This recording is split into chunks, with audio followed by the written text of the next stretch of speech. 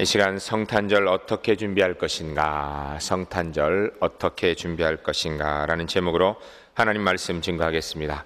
사랑하는 성도 여러분, 신앙생활하는 데 있어서 어려운 점은 무엇입니까?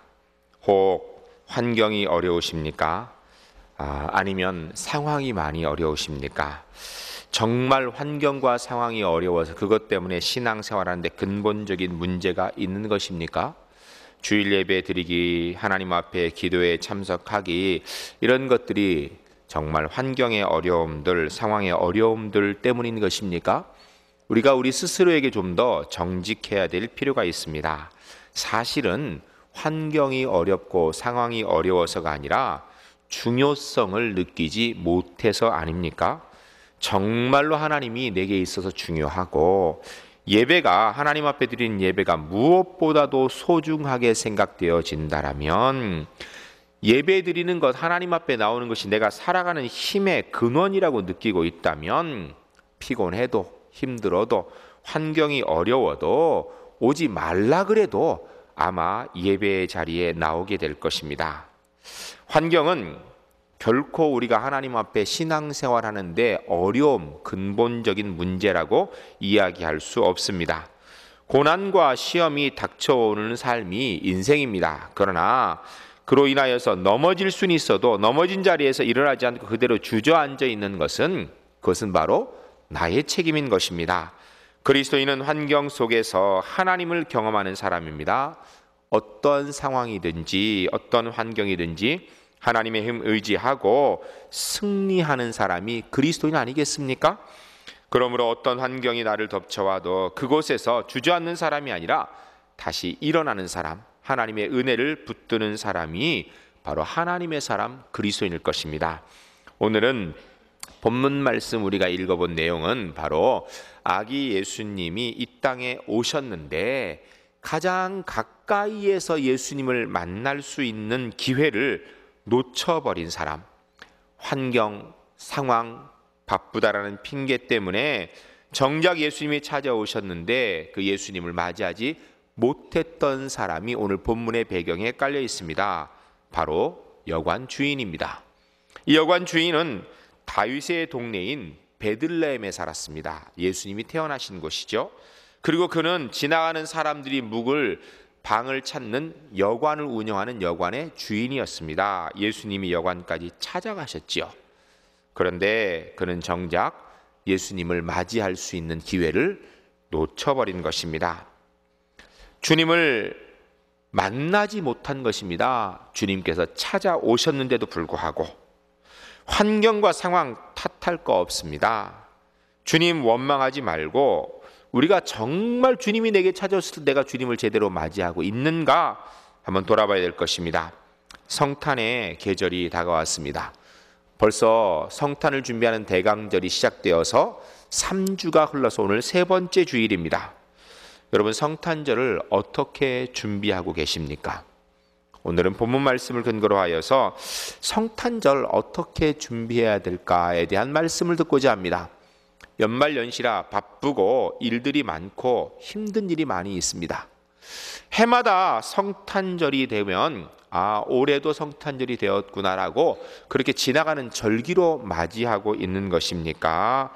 아니면 나의 구원자로 오신 예수 그리스도, 그분을 진짜 기쁨으로 정말 감격함으로 맞이하고 있는 것입니까?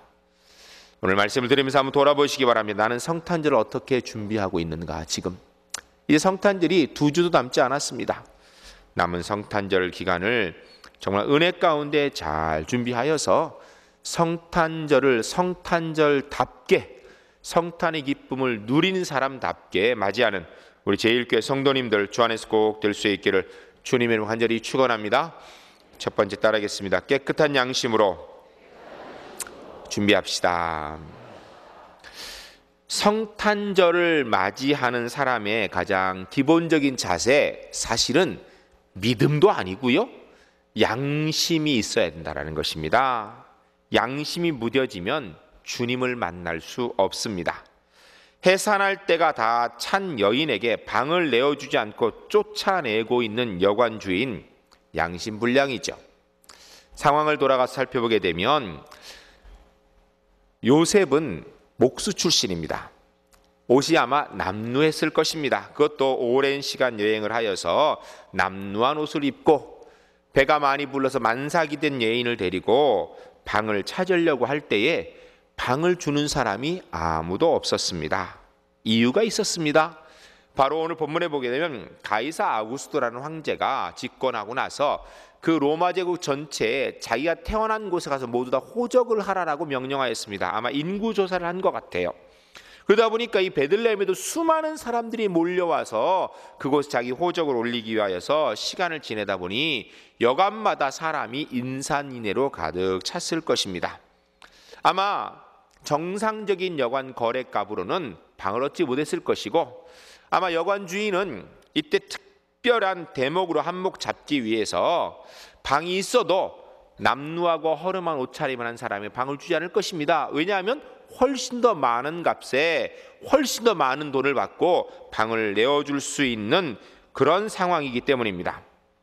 이때 남루한 옷을 입은 먼 거리를 여행한, 그리고 목수 출신이기 때문에 옷도 별로 좋지 않은 것을 입고 있는 요셉에게, 그것도 옆에서 이렇게 배불러서 만삭인 여인을 데리고 온 요셉에게 방을 내어주는 사람이 없는 것이 어쩌면은 당연할지도 모를 것입니다.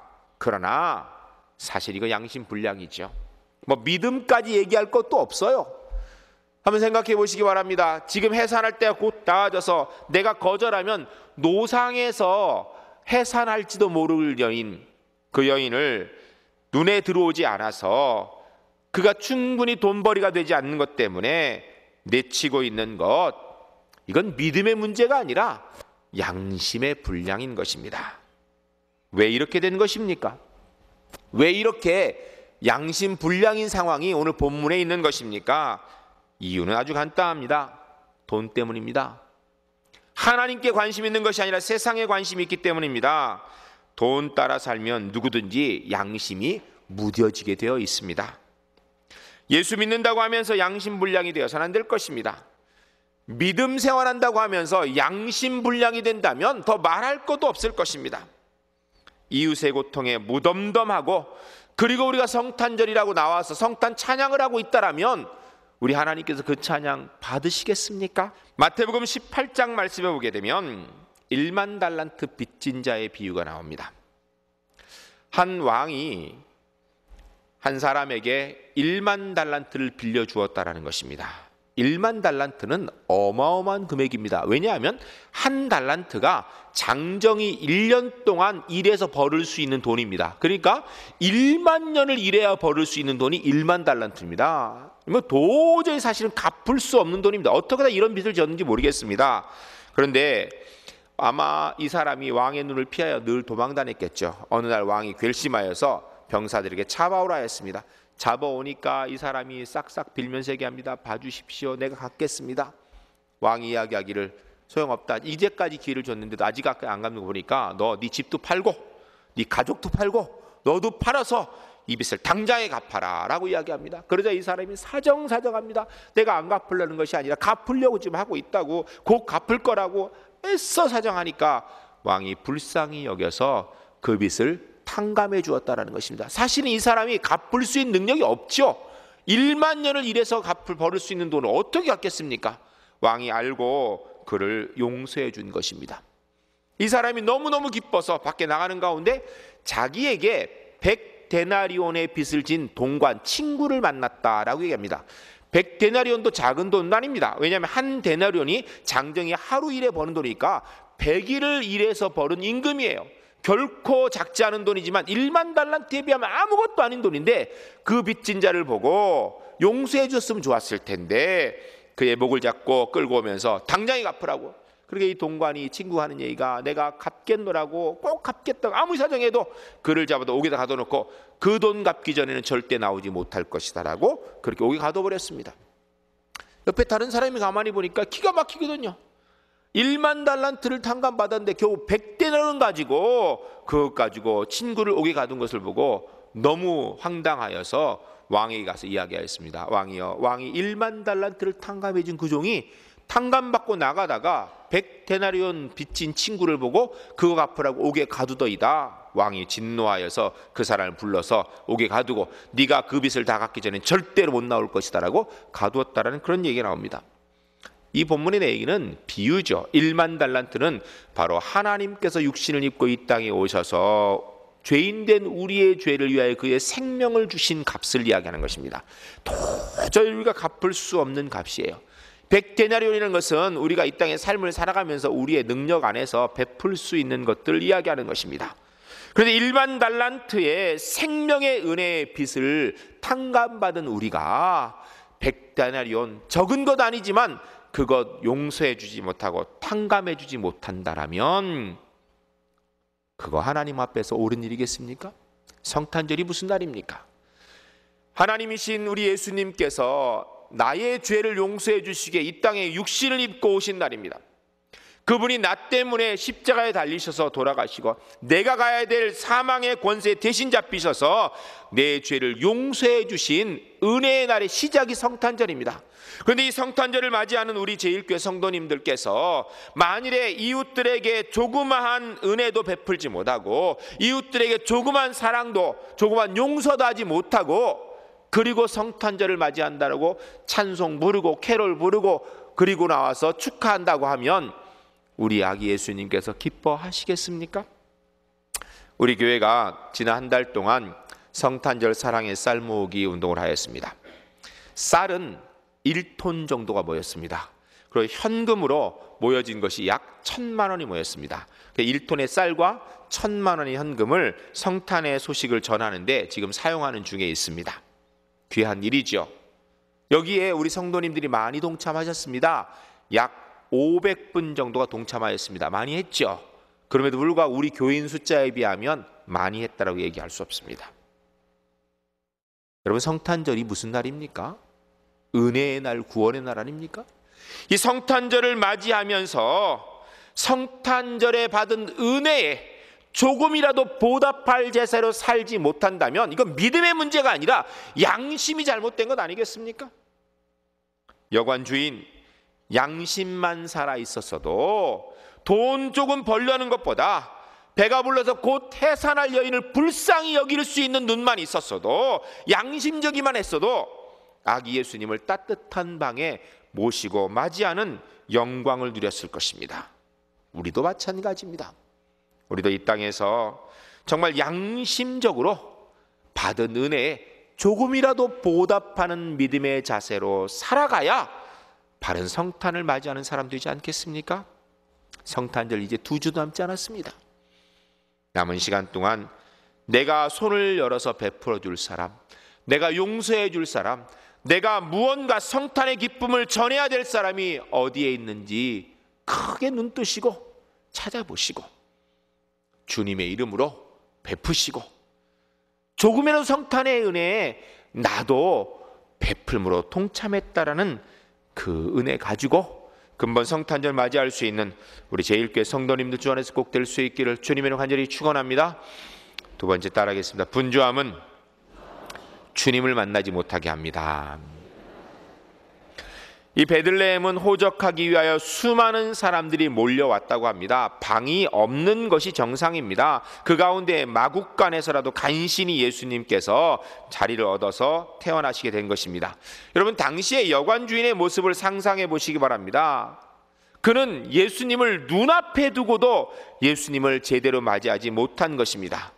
여관 주인의 입장에서는 할 말이 있을 것입니다. 아마 그가 여관을 개업한 이래로 이때만큼 호황인 때가 없었을 거예요. 최대의 대목이었을 것입니다. 생각지도 않게 로마의 황제가 호적하라 그래가지고 생각지도 않은 많은 사람들이 몰려와서 너도 나도 방을 찾고 그리고 그 방을 얻기 위해서 윗돈도 서슴없이 주었을 것입니다.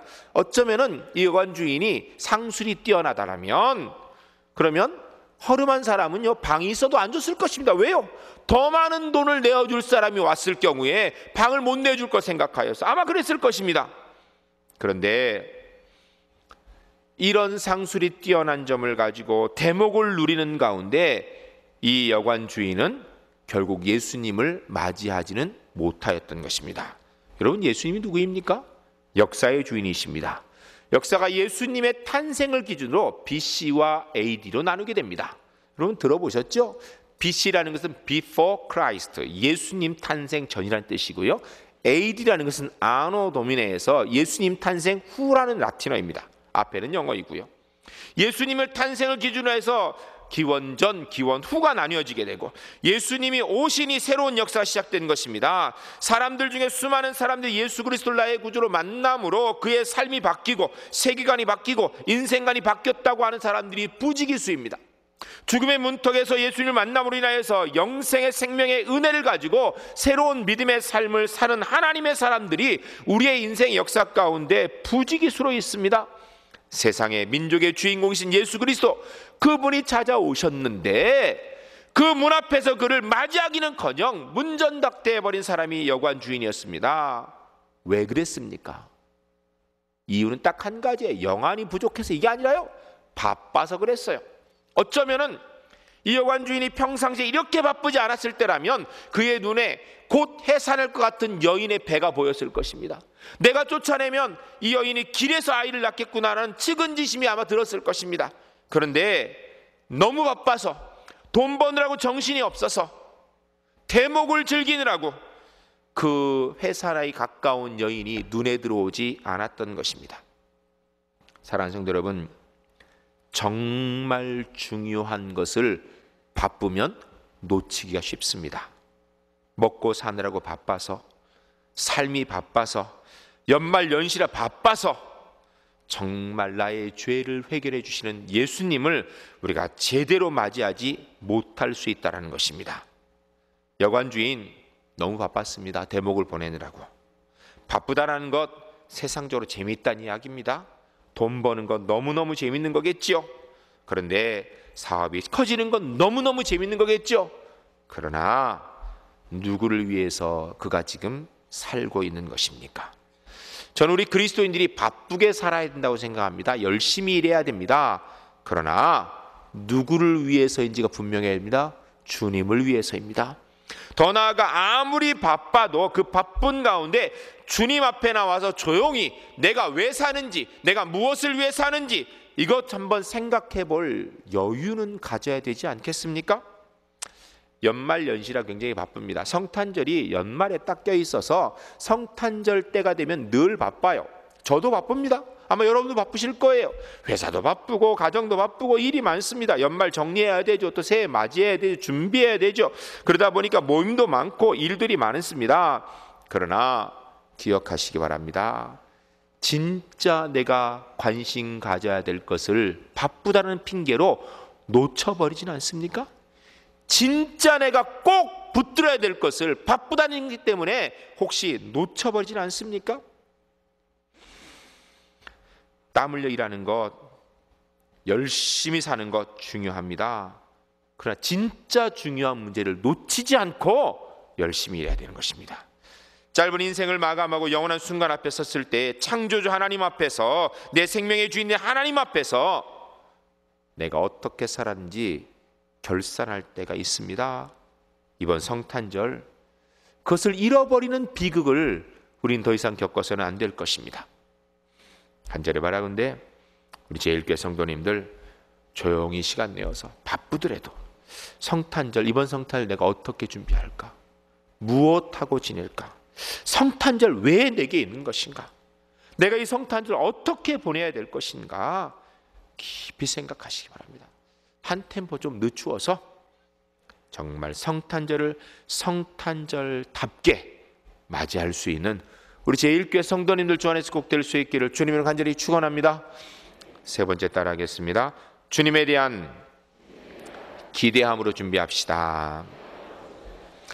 신방을 이렇게 하다 보면 신방을 준비하는 분들이 굉장히 다양합니다.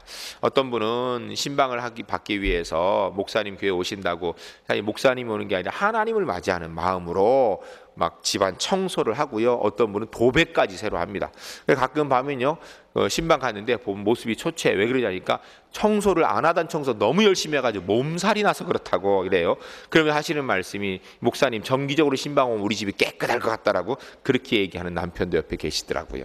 그렇게 정말 주님을 맞이하는 마음으로 열심히 준비하는 사람도 있지만 진짜 엉터리 같은 분도 있어요. 어떤 분은요, 신방을 약속했는데요, 그날을 잊어먹어요. 그래 가보면 없어, 사람이 없어. 어디 갔는지 몰라. 나중에 연락하면 그랬냐고 이러고 있어요. 또 어떤 분은요, 신방 하려고 하는데 그 바로 전에 연락이 와요. 중요한 일이 있어가지고 다음에 받겠다고. 그래서 엄청나게 중요한 일인 줄 알고 그러라고 그랬는데, 나중에 보니까 옆집 아줌마가 커피 새로 사왔다, 커피 마시러 오라 그러니까 그 커피 마시러 가느라고 신방을 취소하는 그런 분도 있더라고요. 똑같이 신방을 봤는데 한 사람은 정말 기대함으로 준비하고요, 다른 사람은요, 아무런 준비 없이 생각도 안 하고 아주 우습게 생각하는 사람이 있습니다. 누구에게 은혜가 있겠습니까? 여러분, 메시아를 기대하고 있는 것은 이스라엘 백성들에게 있어서 그들의 가지고 있는 오랜 전통이었습니다. 메시아 대망 사상이 이스라엘 백성 유대인들에게 있어서는 정말 없어서는 안 되는 중요한 그들의 사고의 기준이었습니다. 그러나 정작 아기 예수님께서 베들레헴 땅에 찾아오셨을 때에 아무도 아기 예수님을 맞이하는 사람이 없었습니다.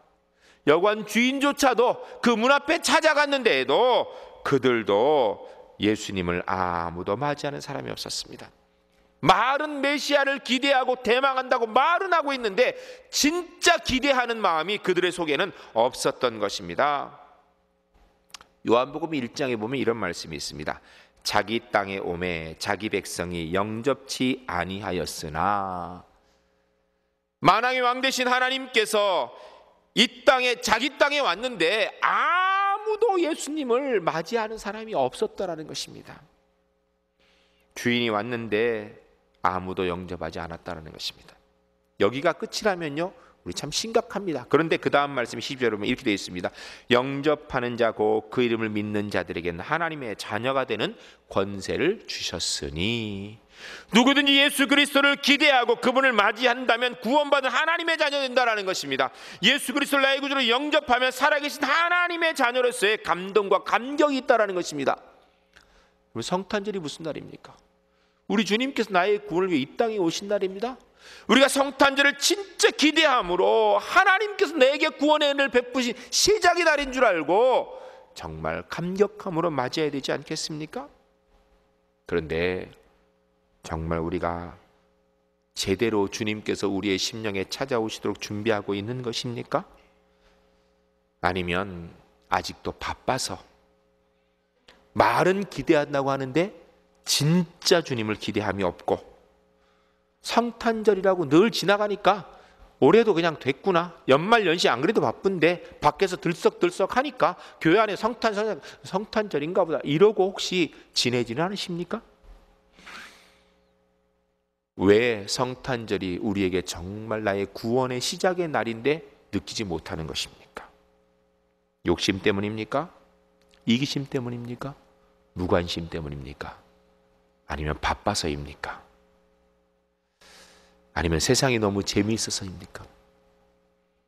간절히 바라건대 우리 제일교회 성도님들, 이제 2주 남은 성탄절, 정말 하나님 앞에서 기도하며 내가 주님 앞에서 해야 될 것이 무엇인가 깊이 고민하는 가운데, 해마다 연말의 때가 되면 찾아오는 성탄절이 아니라 성탄절을 성탄절답게 준비하고 예비하여서 나를 위하여 이 땅에 오신 주님의 은혜에 제대로 감사하고 정말 그 은혜에 감격할 수 있는 복된 성탄절 주 안에서 맞이하는 은혜가 우리 제일교회 성도님들 한 분 한 분에게 있기를 주님의 이름으로 간절히 축원합니다.